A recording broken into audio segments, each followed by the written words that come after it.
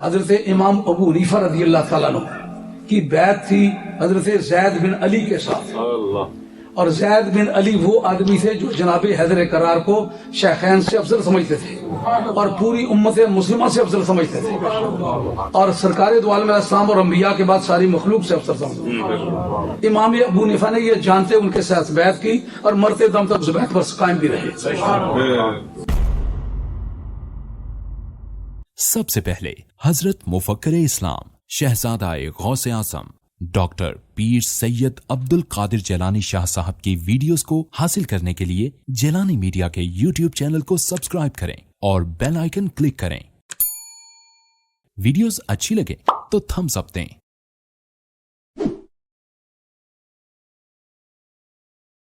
کبھی افضل کی موجودگی میں مفضول کو رہنما بنا دیا جاتا ہے اور وہ رہنمائی میں اس افضل سے ہدایت حاصل کرتا رہتا ہے، جیسا کہ یہ کہا قد بعث لکم طالوت ملکا، طالوت کو تمہارا بادشاہ مقرر کر دیا گیا ہے۔ کہا انا یکون له الملک علینا ونحن احق بالملک ولم یؤت سعۃ من المال۔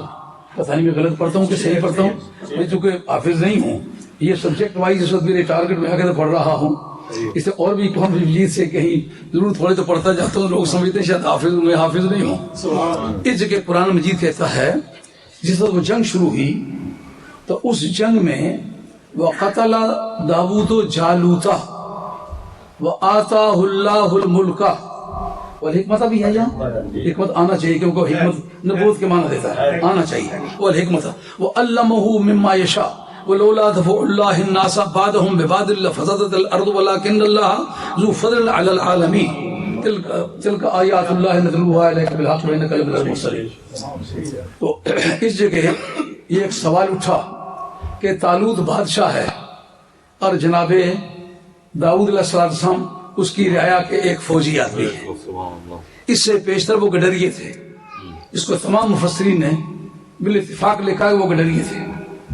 آپ کے ہاتھ میں گوفن ہوتی تھی، اس طرح اس میں پتھر ڈالا تھا گوفیا میں، تو جب کوئی درندہ کھانے کو آتا تھا تو وہ پھینک دیا کرتے تھے، وہ درندے کو ہلاک کر ڈالتا تھا۔ تو وہ میدان میں بھی گئے، وہ گوفیا ان کے ہاتھ میں تھی، اس کے اندر پتھر، گوفیا جانتے ہو نا، کوئی سچے لال کمانی سچے لال بدخشاں والے پاک مانی مارے، یہ سکندر نامے کا ترجمہ ہے، سچے لال بدخشاں والے پاک مانی مارے۔ وہ جو کمانی جس کو کہتے ہیں نا، اس کو اردو میں گوفیا کہتے ہیں، گوفن بھی کہتے ہیں، گوفیا بھی کہتے ہیں، اس کو فارسی زبان میں فلاخن کہتے ہیں، عربی زبان میں مکلاح کہتے ہیں، اور انگریزی میں اس کو شاڈوف کہتے ہیں، کبھی کبھی کیٹیپلٹ بھی اس کو کہتے ہیں، لیکن کیٹیپلٹ کا صحیح لفظ جو استعمال ہوتا ہے وہ غلیل کے لیے استعمال، غلیل جو ہوتی ہے اس کے لیے کیٹیپلٹ ہے، اصل لفظ اس کے لیے شاڈوف ہے۔ پرانے وقت تک ایسے کھور ہونے سے لوکاں تک پانی دینے سے ایک لمبی جی ڈانگ ہونی سے ایسا کرے، اسے سرا لوٹا بدا ہونا، ادھر پچھلے پاسے اس کی ڈیر ایک من بٹا بدا ہونا، اس کی رسی پہی ہونی سی نا، یہ زورا نہیں چکی نے لوٹے کی منے بڑے نے لوٹا بھی ہونا، یہ پانی نہیں اچھا مارے تو پیچھو لوٹ جب پتھر سا وہ لکڑی کی دبانا سا، وہ لوٹا باہر آ سا، لوٹا باہر سے یہ ڈولی سٹنا سا کھیتا تھا، اس کا پانی دینے سے اس کو کہتے ہیں اصل میں شاڈو۔ یہ اس کا کام یہ منجنیق وغیرہ بھی اسی کی ترقی یافتہ صورت ہے، یہ گوفن بھی وہی چیز ہے۔ تو گوفیا میں لے کر کے انہوں نے پتھر ڈال کے مارے تو ایک پتھر جا کر کے جالوت کو لگا اور جالوت جگہ پہ مر گیا۔ تو جس وقت حضرت داؤد علیہ السلام اس طالوت بادشاہ کی نگرانی میں لڑ رہے تھے، افضل کون تھا؟ داؤد علیہ السلام۔ تو جو افضل تھا وہ مفضول کے ساتھ چل رہا تھا، تو معلوم ہوا کسی افضل کا کسی مفضول کے پیچھے چلنا یہ کوئی ایسا امر نہیں ہے جو شرع میں ممنوع ہو، بلکہ حضرت امام عبد الکریم شارستانی نے کتاب الملل والنحل جلد اول صفحہ 155 پر یہ بات لکھی ہے، کہا کہ حضرت امام ابو حنیفہ رضی اللہ تعالیٰ عنہ کی بیعت تھی حضرت زید بن علی کے ساتھ، اور زید بن علی وہ آدمی تھے جو جناب حیدر کرار کو شیخین سے افضل سمجھتے تھے اور پوری امت مسلمہ سے افضل سمجھتے تھے، اور سرکار دو عالم علیہ السلام اور انبیاء کے بعد ساری مخلوق سے افضل سمجھتے تھے۔ امام ابو حنیفہ نے یہ جانتے ان کے ساتھ بیعت کی اور مرتے دم تک اس بیعت پر قائم بھی رہے۔ یہ سوال اٹھتا ہے کہ وہ شیعہ تو نہیں تھے؟ امام عبد القاہر جرجانی رحمۃ اللہ علیہ، آپ کی اصول عقیدہ کی کتاب ہے اصول الدین، اس کے اندر انہوں نے بحث کی ہے کہ کل اسلام میں متکلمین کتنے گزرے ہیں؟ کہا صحابہ میں 2 متکلم گزرے ہیں، سنی متکلم، ایک مولا مرتضیٰ، اس کے بعد عبداللہ ابن عمر۔ تابعین میں کہا پہلا جو بندہ تابعین میں سنی متکلم تھا وہ عمر بن عبدالعزیز تھا، اور عمر بن عبدالعزیز کے بعد تحقیق یہ ہے جو استاد ابو زورہ ہے، پیر کرم شاہ صاحب استاد، انہوں نے کتاب لکھی ہے حیات امام ابو حنیفہ، اس کے اندر لکھا ہے کہ حضرت عمر بن عبدالعزیز رضی اللہ تعالیٰ جو تھے یہ حیدر کرار کو شیخین سے اور تمام صحابہ سے افضل سمجھتے تھے۔ اچھا، یہ طے ہوا، اور وہ افضل سمجھتے ہوئے سنی متکلم تھے۔ کہا ان کے بعد پھر دوسرا بڑا سنی متکلم نامی گرامی آدمی زید بن علی ہے، اس کے بعد پھر سنی متکلم نامی گرامی آدمی امام جعفر صادق ہے۔ اس کا مطلب یہ باتیں انہوں نے شیعہ ہو کے نہیں کہیں، سنیوں کا امام ہو کے کہیں۔ ان سے پوچھا گیا افضل کس کو سمجھتے ہو؟ ان کا افضل علی کو سمجھتا ہوں۔ کیوں؟ سرکار نے ان کو خود خیر البریہ فرمایا۔ ایک علماء عقائد کی ایک بحث ہے، کہ جتنے بھی اعمال ہیں ان میں ایک فیصلہ کن مرحلہ جس کو نبی پاک علیہ السلام کی معیت میں کوئی عمل کرنے کا موقع ملا، بعد میں کروڑوں بھی عمل کرے اس کے برابر نہیں ہوگا۔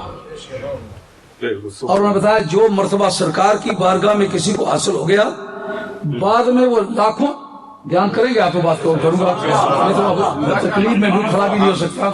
آپ اس کو کہیں گے تو میں ابھی کتابوں میں نکال کے آپ کے سامنے کتابیں ایسی کتاب کوئی نہیں کر بات کرتا جو میں کہوں پتہ نہیں وہ کہاں دیکھا تھا، نہیں پتہ ہے کہاں دیکھا ہے، وہ کتاب میرے اندر موجود ہے۔ آپ چاہیں گے تو ساری فوٹو اسٹیٹ کر کے آپ کے ہاتھ میں دوں گا۔ جو آدمی جس کو دکھائیں گے میں نہیں مانتا، نہیں مانتا، میرے ساتھ بات کراؤ سے، پھر پتہ چل جائے گا مانتا ہے کہ نہیں مانتا۔